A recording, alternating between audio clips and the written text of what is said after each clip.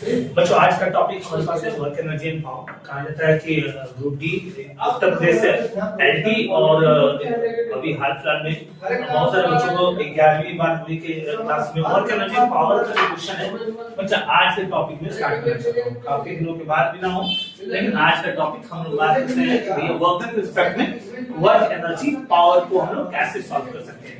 सबसे पहले बच्चों बात करते हैं कि भैया वर्क एनर्जी पावर को हम लोग सॉल्व करने के लिए क्या कर सकते हैं और कैसे कर सकते हैं। बच्चों ध्यान रखना है तो भैया वर्क जो होता है इसे हम कहते हैं हिंदी में कार्य, और बच्चा इसका एसआई मात्रक जो होता है वो होता है जूल। बच्चा ध्यान रखना है वो होता है जूल। लेकिन बच्चा फॉर्मूला जो है वो कार्य के रिस्पेक्ट में फोर्स इनटू डिस्प्लेसमेंट होता है। और बच्चों एक बात ध्यान रखना है, इसकी जो क्वांटिटी होती है यानी इसकी राशि जो होती है वो राशि होती है बच्चों अदिश। बच्चा ध्यान रखना है, और अदिश को बच्चा कहते हैं स्केलर।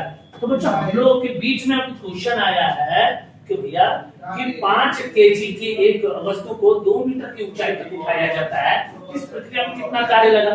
तो बच्चा कार्य लगने की बात जब भी करेगा और उठाने की बात करेगा बच्चा, क्यों गुरुत्वाकर्षण के कंपैरिजन तुलना में, तो आपका फॉर्मूला जो हो जाएगा बच्चा वो हो जाएगा m × g × h हो जाएगा, जहां पर g का मान हम क्या लेंगे बच्चा 10 मीटर पर सेकंड स्क्वायर। बच्चा द्रव्यमान कितना दिया है, मास कितना दिया है बच्चा, तो भैया 5 केजी दिया है। g कितना हो जाएगा बच्चा 10 हो जाएगा, और हाइट कितना दिया है 2। बच्चा इनटू करेंगे 5 दूनी के 10 और 10 इनटू कर देंगे कितना हो जाएगा 100। ऐसा यूनिट क्या हो जाएगा बच्चा जूल। उसी तरह बच्चा अगला क्वेश्चन हम लोग के बीच में आता है।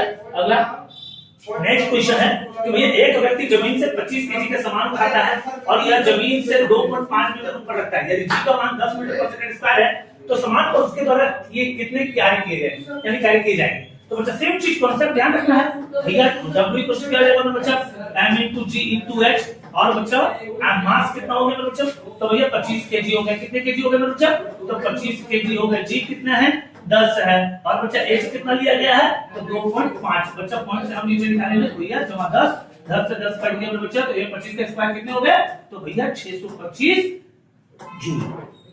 इसके असाइनमेंट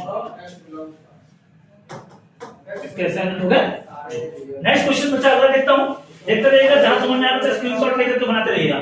फिर बच्चा बड़ा मजेदार क्वेश्चन है कि 10 किलो वजन वाले सूटकेस को होल्ड करने पर, होल्ड करना उठाना जो भी हो सकते, होल्ड करने पर एक प्लेटफॉर्म पर खड़े व्यक्ति द्वारा किया गया कार्य का वर्क। मुझे समझना है, अब होल्ड करने की बात कर दे, उठा करके ले जाने की बात करें, तो अगर वो लेके चला गया फिजिक्स मानता है, भौतिक मानता है तो वो कार्य किया, लेकिन अगर वो खड़ा हो जाए तो वो बच्चा याद रखना है तो वो हमेशा किसके रिस्पेक्ट में काम करेगा बच्चा 90 के रिस्पेक्ट में, यानी परपेंडिकुलर वर्क डन लगा रहा है बच्चा।